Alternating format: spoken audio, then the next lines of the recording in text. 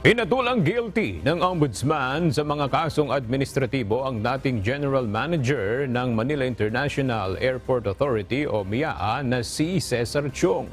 Batay sa inilabas na desisyon ni Ombudsman Samuel Martires, nagkasala ng grave misconduct, abuse of authority or oppression at conduct prejudicial to the best interest of the service si Chong na may parusang pagkakatanggal sa serbisyo. Nagugat ito sa ginawang reassignment o paglilipat ni Chong sa 285 empleyado ng MIAA sa ibang mga dibisyon ng walang sapat na dahilan. Karamihan umano sa mga inilipat na empleyado ay walang expertise sa pinaglipatan sa kanila o kaya'y mababa sa dati nilang pwesto na taliwas sa panuntunan ng Civil Service Commission.